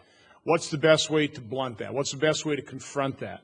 What is the first thing we should do, the most effective thing, the thing that we can do and implement quickly? Okay, well, let me just say that, and I've still got the light on. So let me just say this, that it's counterintuitive. The harder we react, the stronger our reaction, the more determined we are, the more likely he is to back off. But by the way, when we were in Poland, again, I don't want to name the official, he said, this individual said that the main reason Vladimir Putin didn't go further into eastern Ukraine is because he was genuinely surprised at the West's reaction. We had bipartisan senatorial delegations. The West actually covered what he was doing, and basically this Polish official credited the West's reaction that surprised Putin for having him hold off. So that basically bolsters your point. Yes, but I would add that it could have been a little harder. Absolutely. And Senator, I just say this because that would have given us a lot more time to fix the problem. I think our reaction has been totally weak, totally lacked resolve, totally inadequate. Go ahead, Mr. Chow. First of all, I want to agree with my fellow panelists that Mr. Putin clearly has different metrics for success than we hold. But I also want to say that he's not insensitive to the downsides of what his action has caused. I see the deal that he signed with the Chinese in Shanghai on May 21st, for example, as a reaction. It's not going to help him in the short run, but as a reaction to the need to show that Russia cannot be isolated, and his need for a political win in the foreign policy and trade sphere. So, the fact that he may think that he's winning does not mean that we should give up. I think that steadfastness of Western policy is the most important thing. And here I will repeat again what I said in my oral testimony earlier, that strengthening Ukraine, helping Ukraine become a democratic and prosperous free market country is the best thing that we could be doing in the short to medium term. I totally agree. And by the way, I think what we should be doing is doing everything we can to bolster President Poroshenko's hand, help provide advisors, provide military equipment if so requested, and I mean real military equipment, things that actually might change the balance, change the calculus. Ms. Schaefer. I think we shouldn't equate Russia's recent actions just with Putin's personalities and his specific goals. But I think actually any Russian leadership would try to invade Crimea. After the invasion of Crimea, there was an interesting debate in the United States. Is this the return of geopolitics? To my ears as an international relations specialist, the idea of return of geopolitics is like saying, oh, the return of the Pacific Ocean or the return of the Caucasus Mountains. Of course, geopolitics is always there, and the only thing that changed is that we tried, as Mr. Lucas pointed out, we tried to ignore them. And E.H. Carr, who I think is the most important strategist of the 20th century, said that the most dangerous way of analyzing politics is the world as you would like it to be versus as it is. The Crimea, the Soviet breakup left Crimea, left the Black Sea Fleet outside the jurisdiction of Russia. I'm not saying on an ethical level this was nice to invade another country, but this was almost like leaving the Pacific Fleet outside. If California broke off from the United States and leaving the Pacific Fleet outside the jurisdiction of the United States. It was a ticking bomb. And the only problem, as some of our panelists have pointed out, we didn't learn any lessons about how countries react. Actually, there is something connecting these panels in terms of natural gas, because states are like natural gas. They expand as much as they can until they hit some kind of container. And basically, Russia saw this as the opportunity, this was the timing, but invading Crimea was something that was always going to happen. We've seen it, this is the Russian playbook. I think that why they seem to be pulling back from Ukraine is that it gets us to eastern Ukraine. We're focusing on eastern Ukraine and forgetting about Crimea. This is the same thing they did when they invaded Georgia. Seems like they're going to invade Tbilisi when they have no intent to invade it. Then you're very happy when they stay just in Abkhazia and South Ossetia. It seems like they're going to invade Azerbaijan, and then you see, they're very happy when they just want to stay in the region as peacekeepers. So I think this is their playbook, is to get us focusing on getting them out of eastern Ukraine, so we won't really remember that they actually are staying in Crimea. Vladimir Putin is playing the West like a violin because we refuse to acknowledge reality. We continue to deny reality, try and rely on hope as being a strategy, and hope isn't. We have to be very brutal in our assessment of what the reality situation is, and that's why I keep going back to having to recognize what Vladimir Putin's goal really is his power, his control, and that's why I do personalize it more, because it makes no sense for his country, for the citizens of Russia. It makes total sense when he wants to maintain his own personal power for as long as he lives. But just to respond to Senator Murphy's question about who's winning, I think every day, thousands of people are trying to enter the United States, and they hope not only to enter here, but to stay here as legal citizens. I don't see thousands of people, trying to break through the border, and make it into Russia. So I think at the end of the day, we can feel very comfortable. I agree, we have to stop this defeatism in our policies. I thank the witnesses. Thank you, Ms. Schaefer, for that comment as well. Senator Johnson and I agree on much more than people may think when it comes to a lot of these topics. We obviously do disagree on right now the scorecard between the East and the West. And I'll just close with this comment. There's some irony to Putin's actions. We both agree that there's short-term calculus being made here. Of course, Russia made its name over the last 200 years by being better than anybody else at playing the long game. It was Kutuzov who emptied out Moscow down to 10,000 residents in order to allow Napoleon to stretch his troops so far into the Russian territory that eventually his forces collapsed. And I think it's important for us to remember that the long game is creating a real contrast between what it means to align yourself with the West and free market economics and liberal democracy, and what it ultimately means to be beholden to Russia. This is asymmetrical warfare right now. They are willing to use tactics that we simply aren't willing to use, and that may mean that we lose a couple skirmishes and battles along the way, but in the end, the advertisement, by being the ones that are unwilling to engage in that kind of intimidation and bribery and corruption, ultimately probably means that we now are the ones that hopefully will be able to win the long game. Thank you very much for being here. With that, our hearing is adjourned. The record will remain open until Friday at 5 o'clock. If we have other questions from committee members, we hope that you'll turn around answers as quickly as possible.